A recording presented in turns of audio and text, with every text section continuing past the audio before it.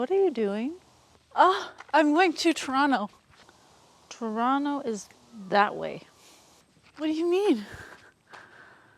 130, 140 kilometers?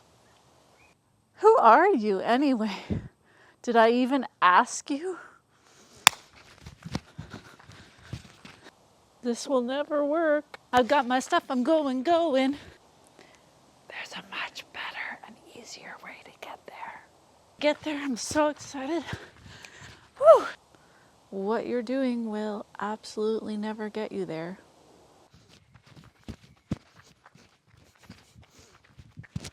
This is a gross misuse of your energy and time. And really guaranteed to fail. Going to Toronto.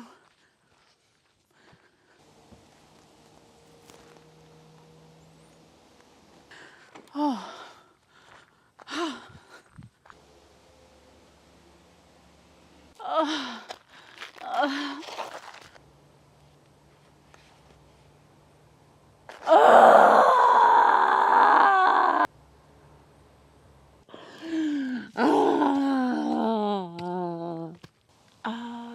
Sweetheart, there's a much better way to get to Toronto. I'll happily tell you. Yeah, would you tell me what it is? Well, if you really want to go by foot, it's going to take you about 7-8 days, and you'll need to map out where you're walking to each night, book hotels, so it'll take a little bit of planning. Ugh, you mean I have to plan it and do it gradually? There's actually a much better way than that. You see that car over there? Here are the keys. If you get in and drive that way, it'll take you 1.5 hours. Oh, yeah, that does seem like a good idea. Thank you so much. I mean, I can get there in 1.5 hours? Woohoo!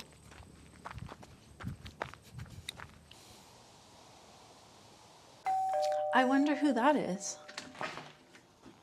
Oh, hey there, Projector.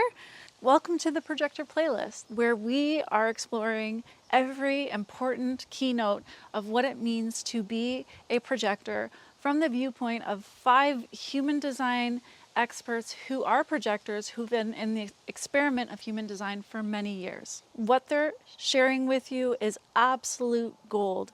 The keys to decoding, wait for the invitation, having an absorbing, penetrating aura, what it means to truly be recognized, success and bitterness, how to create and operate a successful business, avoiding burnout as a non-sacral being. In today's video, we are exploring and decoding the cryptic words, wait for the invitation. Oh, and if we haven't met, I'm Karen, the Human Design Channel. One simple way that you can reciprocate the energy and time that I've put into this series over the past year is to like, subscribe, comment, engage with this video, even share it. That really helps me and my channel to grow, and I'm so grateful for it. So let's get into today's video. Welcome. Wait for the invitation. What the heck do these 3 cryptic words mean? Well, they're cryptic because they are codes. And this is really a great way to approach human design. And I absolutely love how Pilar, one of the projectors in this series, explains how she even initially received these words. Waiting for the invitation is something that when I found out about it, I immediately went into scientist mode and said, I'm going to test this every which way, because I don't think we're getting the whole story with this very vague, or I shouldn't even say vague. I think that similar to things like the Tao Te Ching or like the I Ching, which is a part of human design, we are getting codes that open up into worlds, and you're never supposed to take a code point value. It's never like surface level point blank. It's like you have to get into like the fractal nature of it and experience it and test it and run it and see what's available in the onion that is the code. One of the things I appreciate so much about the projectors in this series is that they are people who have entered into the human design experiment in that spirit of experimentation and discovery to find out what these words mean for them. And pretty much all of them at the very beginning took it literally and just like waited and found themselves kind of disempowered. Eventually, they tried other things and figured out what these words mean. So let's hear how they decoded wait for the invitation. What? You mean I have to wait before I go after something? Okay, so what do I do while I'm waiting? And what does waiting even mean? And why am I waiting? And it was this really paralyzing, debilitating thing in the beginning because it felt like my whole entire life I had really been conditioned to just go after what I want and was kind of always told by society and parents and caregivers, like, if you want something, just go make it happen and go get it. And that's the only way to be successful and make things work in life. And then I'm struggling and sort of miserable and not feeling good in my life. And I read this like thing that I'm just taking in as an instruction manual, and it's telling me to wait for the invitation. That's so unnatural to everything I've been told. So waiting for the invitation, I have found that for me, it's been an experience of sort of progressing and really understanding deeply what it is. At first, I literally thought and felt that I needed to kind of to be present and not say anything, which was really hard for me as a self-projected projector because my throat is very active. And if I'm pulled to say something or to share, it shows up. So it was a bit of an exercise to find that balance. What I find is that for a lot of projectors, it can be very limiting. And I think it was very limiting for me at first. I found that my mind interfered and was like, well, you have to wait for an invitation. You have to wait for an invitation.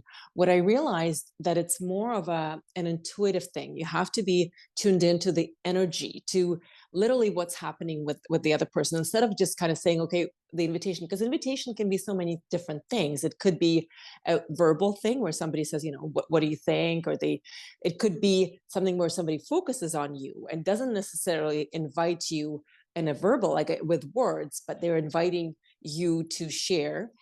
It could also be just somebody focusing their attention on you and kind of really being present with you and wanting to know, and you feel it intuitively, they want to know what you think. An invitation is like an opening for me. Okay, so waiting for the invitation has been a process of evolution because at the beginning, I took it so literal. Like I was literally waiting for the invitation. And as I really experimented with my design and embodied so deeply, I began to see where the invitation was for me to see it, not necessarily it coming directly and very logically to me, but for me seeing the invitation, pinging it and getting it and moving towards the invitation. I think that's where a lot of projectors fall because they just wait for it to come to them instead of going towards the invitation. What I have found is that as I've become more integrated, I don't even have to think about them anymore. They're not even something I give energy to. But when I first found the system, I was like, okay, I'll wait for invitations. And I tried that. And then I was like, okay, I will purposely go against that and invite myself and see what happens. And then I was like, okay. And I like played with those and I recognized immediately, I can wait for invitations. And let me add the nuance here. I never interpreted that as do nothing. I interpreted that as keep being on your path, doing your work, healing what's yours to heal, showing up for life as it is, and invitations come. The first thing I noticed was invitations are direct reflections of like not just your level of consciousness, but invitations are direct reflections of the timeline you're choosing. So you could get like 4 invitations that are mirroring a timeline you're actually wanting to get off of. And you could say yes to all of them, and that would anchor you even deeper onto that timeline. So I noticed right away, if I say yes to 2 invitations that are like exciting, but not really the highest octave of where I'm trying to go and what's available to me in this moment, saying yes to them actually prevents me from getting to the timeline I want to be on and makes me go in this loop where I have to go back, do a bunch of stuff over, and then meet the invitations again. So I got really picky with invitations pretty early on. And at that point, that would be like when I was playing with invitations from a mechanics perspective of like, that invitation is a great one, but being super, super picky, I know there are some twinges of energy in that invitation that represent something I'm no longer wanting to be around, or I'm no longer wanting to be like anchored on. I was so disempowered by this thought of sitting back and waiting for things to happen and feeling like I was superstitious. Like if I make the first move, I'm going to jinx my alignment. And then it's going to like set me back a couple of tracks, and really thinking like this is a progression. There's a finish line. I figured it out. And what I've learned over time through dissecting this whole entire phrase, this whole entire concept, is that as a projector, my energy is so incredibly precious and important that the invitation serves to empower and protect me. The invitation is if I choose to reach within and kind of pull out that little invitation and go, yes, and you're invited to sit with me, to commune with me, and we can zone in on this thing together. So ultimately, I'm looking at it now as I am the last step in deciding which invitations are correct and incorrect for me. And taking that power back has changed my whole entire life, and things are actually happening now. And I'm creating the life for myself that I want because I have the final say in what invitations I choose to not only just accept, but also kind of hand out. And that's just everything to me. Whatever it is you're here to share, in order for it to land in the other person or in the situation, the receiving party has to want it. Imagine yourself as like a nonprofit foundation, and you've got like $10 million to give away to all these groups that want your money, right? And you don't just run around begging at all these groups to take your money. You ask them to apply. You think like, is my money going to be used well, right? And then maybe you give out some of it. And to me, that's a way to think about, there's so many projectors in the beginning of the journey where you're like, oh, I have to wait, and I feel so disempowered, and like, this is what no one's ever seen me my whole life, and you're in your little like bitter thing. I say this because I've been there too. This kind of turns it on its head to remind us projectors, we have something really valuable in how we see the world, which is what we see is so valuable, but it's only for the people that can do something with it. I absolutely love this nonprofit analogy and this idea that, turns the disempowerment on its head, that you're the one that has the gold. You're the one that has this precious resource inside of you to share, and that then you are simply allocating it in the places where it's going to be appropriately valued. When we initiate things and we're not careful and we don't respect and recognize ourselves and how important our energy is as projectors, because we have this precious energy that we have to give to the ones that are worthy, that our time is not just precious. I mean, that's very important, and that's something that we have to remind ourselves every day. But what I also realized is when we are putting ourselves out there in the world, I think we really have to understand that it's a big skin of our back. It's a lot of skin of our back versus the other person, considering how many generators are out there in the world.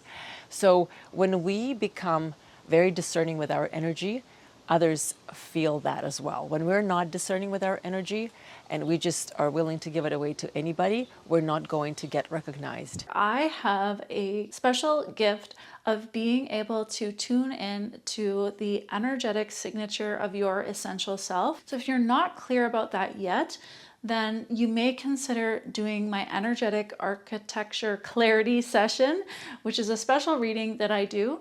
I'll link that below so that you can check it out. There's no waiting and being your most bold projector self, right? There's no waiting and for something to happen. It's really only the invitations will only show up when you're in your power.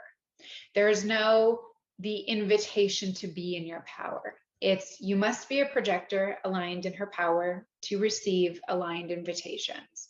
So I think the focus isn't looking for the invitations. It's not waiting for the invitations. The focus is actually becoming your most powerful, bold projector self, and then allowing yourself to receive. Hey, just to make you aware, I put a longer version of this on my podcast. The podcast is called The Human Design Channel by Karen McMullen. It is a little tricky to find at this point because it's kind of obscure and it hasn't yet been widely recognized. But if you like this and you really want to go deeper, I put a larger uncut version in there. The last thing I'll say about invitations that I think is so important for all projectors to hear is that there's vertical invitations and there's horizontal invitations. And horizontal invitations are the ones that come from finite sources like other people. And what a lot of people do is they find human design and they think that that's the end of the invitation discussion.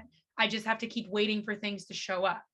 Just like I was saying in the last one, where it got to a point where I didn't have to wait for invitations from people. I could just be tuning into where my higher self or where my guides were literally inviting me to next. Because what would happen is I'd start tuning into those, and then I would do everything I could to align myself with where they were putting me. And then I would get there, and then a bunch of invitations would pop up that were directly correlated to that thing I had just gotten to. So it was almost like I jumped over needing them from people, and they just became like confirmation that I had gotten to the place I wanted to.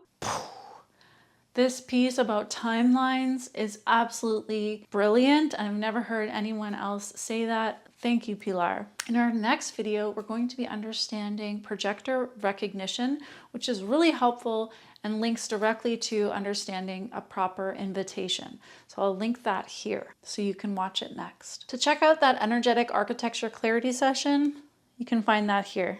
Okay, I'll see you again in the next video.